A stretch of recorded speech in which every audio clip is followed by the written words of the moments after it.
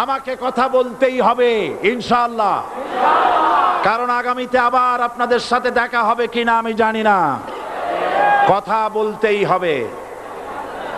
বসেন, কেউ দাঁড়িয়ে থাকবেন না। আমি দেখতে পাচ্ছি বাংলাদেশের ভাগ্য আকাশে উত্তর গগনে কালো মেঘ জমা হয়েছে, ঝড়ের পূর্বাভাস লক্ষ্য করছি। যদি মোকাবেলা করতে না পারেন সক্ষম ভাবে, এমন অন্ধকার গাঢ় কালো অমাবস্যার রাত আসতে পারে যার সুবে সাদেক হওয়া অসম্ভব।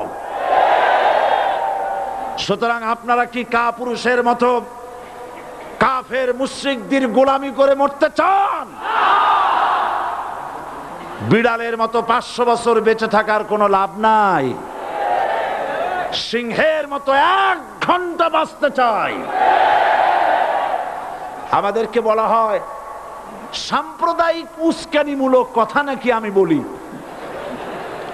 পত্রপত্রিকা দিছে না তারা? সাম্প্রদায়িক উস্কানি কথা, সাম্প্রদায়িক উস্কানিমূলক কথা বলি। সেই জন্যই বোধহয় শত শত মুসলিম আমাদের কাছে এসে মুসলমান হয়। মানুষে আর বোকা বানানো যাবে না। যাবে কি? আর বোকা বানানো যাবে? তারপর বলছে কি, এরপরে বলছে আমাকে বলছে রাজাকার। শুনে রাখো চট্টগ্রামের লক্ষ লক্ষ জনতা, পার্লামেন্টে যখন আমাকে এই কথা বলা হয়েছিল, আমার পার্লামেন্টের কলিগ জাফরুল্লাহ চৌধুরী সাহেব বসে আছেন এখানে। হ্যাঁ, জাফরুল ইসলাম চৌধুরী বসে আছেন পাশে। প্রধানমন্ত্রী সুদ্ধা, অন্তত 3 শতাধিক পার্লামেন্টের সম্মানিত সদস্যরা সেদিন বসা।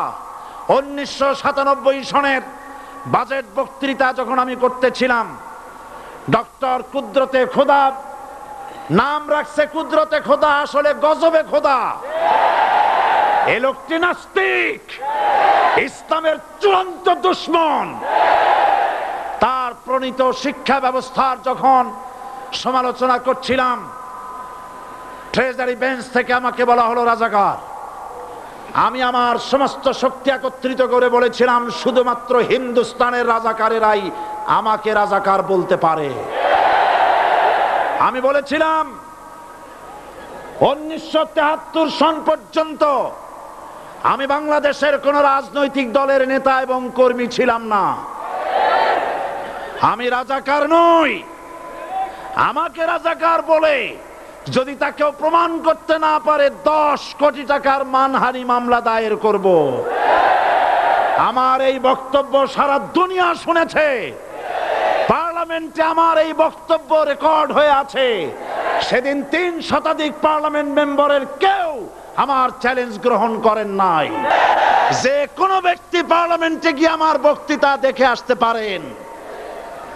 এরপরে 1997 সনের 7 অক্টোবর দৈনিক জনকণ্ঠ পত্রিকা যখন আমার বিরুদ্ধে লিখলো, সেই পত্রিকায় সাইদির ওপেন চ্যালেঞ্জ 8ম পাতা, 1997 7 অক্টোবর, এত বড় 2 কলামে হেডিং। সেখানে আমি বলেছি বাংলাদেশের সকল সাংবাদিক, গোয়েন্দা বিভাগ, বাংলাদেশের সকল বুদ্ধিজীবীকে আমি আমার পিরোজপুরে আমন্ত্রণ করছি। আমার উপস্থিতিতে যদি কেউ প্রমাণ করতে পারে বাংলাদেশের স্বাধীনতা যুদ্ধের বিরুদ্ধে আমার কোনো ভূমিকা ছিল, সজ্ঞানে স্বেচ্ছায় জাতীয় সংসদের সদস্য পদ থেকে পদত্যাগ করব। 3 বছর পার হয়ে গেছে, আজ পর্যন্ত কেউ এই চ্যালেঞ্জের মোকাবেলা করে নাই। সুতরাং আমাকে যারা রাজাকার বলবে তারা পিতৃ পরিচয়হীন অবৈধ সন্তান। 1971 সনের, শোনো মুসলমানেরা, 1971 সনের কোন কাদা সাইদির গায়ে লাগে নাই। আমাকে রাজাকার বলে জনগণ থেকে বিচ্ছিন্ন করবা, জনগণ থেকে আমারে বিচ্ছিন্ন করা যাবে না। কারণ এই জনগণ আমার জন্য আসে না, এই জনগণ আসে আল্লাহর কোরআনের জন্য।